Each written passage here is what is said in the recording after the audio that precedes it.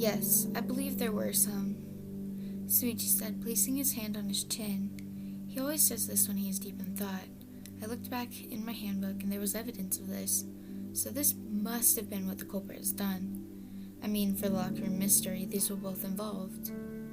The wax figures, the rope tying them all to the ceiling, and the katana in Kaede's wax figure was all used to lock the door. But how'd that work? Gonta asked with a confused glance. I smiled a bit, wanting to take advantage of this. Maybe it was actually Kaede, and she locked the door before returning to her position. Or maybe it was even the late Rantaro. I said in a teasing tone. I could tell Shuichi was rolling his eyes at my little joke. Spirit? Kaito yelled while his face paled. I smirked more and put my hand on my chin. Yes, the spirit of Rantaro possessed the wax figure and made him help the killer. Or maybe even was the killer himself. I teased again, before Shuichi opened his mouth to say something, but was cut off by Samugi.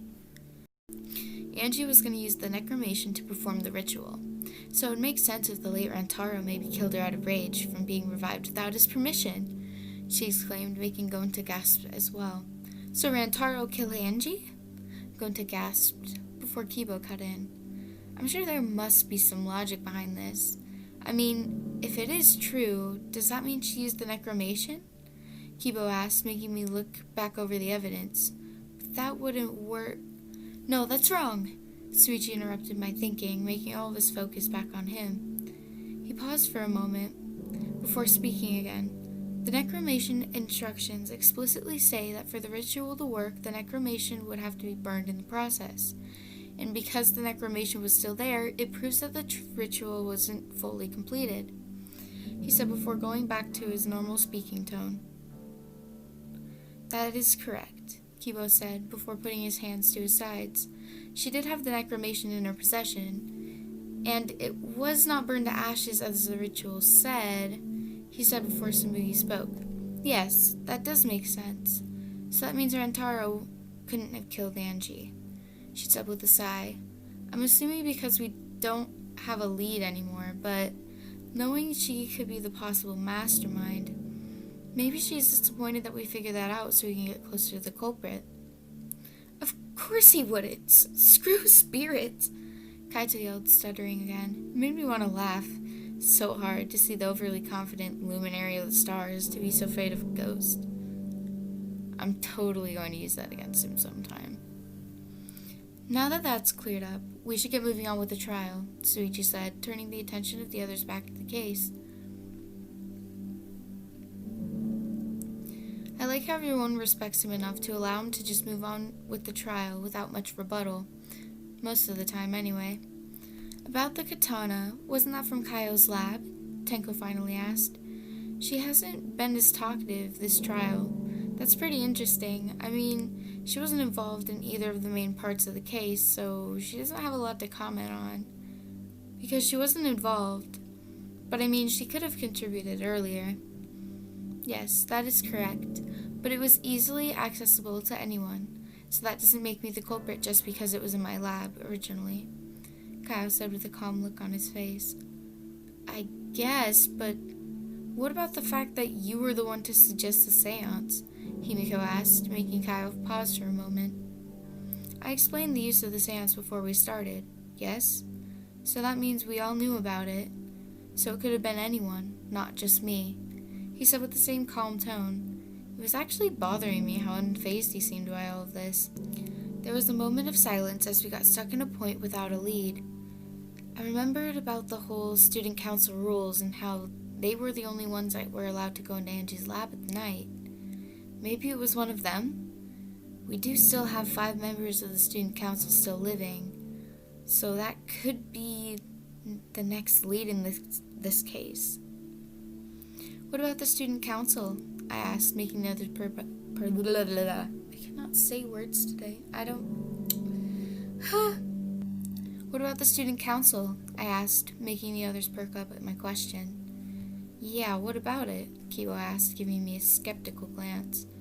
The student council was the only ones who were allowed into Angie's lab, especially at night, I said, putting my hands on my pedestal. Kokichi has a point with that. They were the only ones who were allowed into our lab, so all they would have to do to kill her is be a part of the student council to be able to get into our lab, Shuichi said, clarifying my statement. I smiled at him, proud of myself for being able to help him in this trial. I always tried my best to help him in the trials, but because I have always been labeled as a liar, they never believe me unless Shuichi backs me up. That's right, so that means Himiko, Kiboi, Gonta, Tsumugi, and Tenko are all suspicious for that reason. And knowing that the door lock mystery could have been done by anyone, I started only to be cut off. But how do we know if anyone could have done it? We haven't even gotten a clear idea of how it worked, Tsumugi asked. I sighed and looked over at Shuichi. Why don't you explain it to them? Because I highly doubt they'll believe a liar like me, I said with a teasing smile. Shuichi just gave me a nod, making me frown a bit because my teasing didn't faze him. Yes, because of the layout of the room, which, I might add, was oddly set up, it made the wax figures hanging from the ceiling look like a part of the ritual. He paused for a moment, closing his eyes. After another moment, he opened his eyes again, and put his hand to his chin once more. The rope could have been used to spin the wax figure, and we already went over the golden flakes on the lock were from the katana stabbed into Kaede's wax figure. Spinning the wax figure would then create a spinning motion that would have given the culprit enough time to leave the room before it locked the door closed, he said, making Gonta speak up. Gonta not really understand, but what if it don't work the first try? He tilted his head a bit. Oh, sorry, if it didn't lock the first time they tried, they could have just gone back through the door to be able to try it again because it wouldn't be locked. If they checked it and it was locked, it means their plan worked, he explained to Gonta. I find it nice of all these people that they're so kind to Gonta, even though it gets a little frustrating when he doesn't understand. That makes sense, I said. Whoa. That makes sense, he said with a smile. I'm glad we were able to clear that up, he said, returning his smile. There was another pause before it was broken yet again. But what about the culprit who killed Angie? How are we going to figure that out? Oh, Jesus Christ. But what about the culprit who killed Angie? How are we going to figure that out? Kibo asked, getting the conversation going again. You're right. How are we going to figure that out? Shuichi looked down at his monopad for a moment before he spoke up. I think there may be more clues in Mew's murder that will help us out, he said, looking over to me. I could tell he wanted to say something to show the statement was true, but what could be connected? Wait, the duct tape. Wasn't there a dried blood stain on the bottom of the floorboard Mew died on? That makes sense. You mean the duct tape we found under her that had some hair on it, right? I asked, looking at him, trying to see if I was able to find what he wanted me to find. Yes, I'm thinking that it all links back to why Angie could have not been killed in her lab, he said. Not killed in her lab? But what about all the blood? Tenko asked. Yeah, you can't just move all the blood with her body. Himiko seemed more energetic. You were forgetting about the wound on her forehead, where the tape was, because that kind of blow to the forehead could easily knock someone out, Kaio added. Himiko looked down, seeming disappointed in her remark, but it could have also been embarrassment. I'm not sure. That's right. But then you must have been connecting the floorboard with the dried blood on it to the tape found on her forehead? Maki asked. Yes, Shuichi said. So why would she have left in the first place? Tsumugi asked, tilting her head.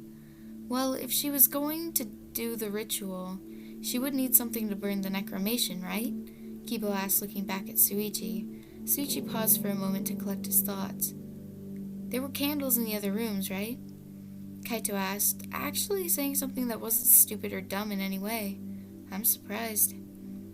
So she must have gone to grab one of the candles to burn it, Himiko exclaimed. So Angie went into one of the other rooms and got a candle before the culprit was upstairs and hit her with the floorboard? I just wanted Shuichi to clarify this fact so we can move on. That's correct. Now that we know how she was killed, knowing that the katana was later used to kill her in our lab, that connects all the dots to her killing. But the question still at hand is, who killed her? He said. It made me feel even more stumped. How could this even connect to someone? I mean, it was nighttime and we don't really have alibi. Wait, we could go over the alibis.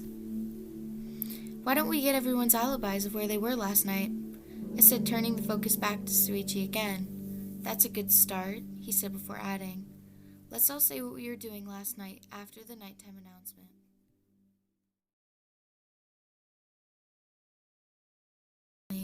In the katana and why? And why did I do that? Okay, I'm just gonna go from where I was, recording. Sorry, somebody just messaged me. Okay. All of this. There was a moment of silence as we got stuck in a point without a lead.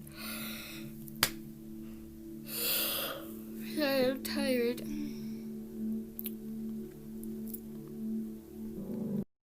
Kokichi has a point with that. They were the only ones who were allowed in her lab. So all they would have to do is kill her. Jeez. I'm having some issues today. Kokichi has a point with that. They were the only ones who were allowed into her lab. So all they would have to do is kill her. To kill her, jeez. Kokichi has a point with that. They were the only ones who were allowed into her lab. So all they would have to do to kill her is be a part of the student council and be able to get into her lab. Shuichi said, clarifying my statement. I smiled at him, proud of myself for being able to help him in this trial. I always tried to my best. Jesus fucking Christ. I'm tired, and that's what I'm blaming this on, because my voice is more grovelly. That's right. So that means Himiko, Keyboy, Gonta, Samugi, and Tenko are submissious. It's not a word. And we already went over the golden flakes on the lock were from the... I can never say this word. It's katana. But I say kakana, and I don't understand why. Anyway. The rope could have been used to spin the wax figure. Oh, sorry. If it didn't lock the first time, they could have tried... Whoa. Sorry. I read that wrong. I think there may be more clues in Miu's murder that will help us out. Wow. Help us out. That's correct. Now that we know how she was killed, knowing that Jesus Christ. Okay. That's correct. Now that we know how she was killed, knowing that the katana was later used to kill her in her lab, connects. Okay. Fine. This is how you want to play? Fine. He said, it made me feel even more stumped. How could this even connect to someone? Okay.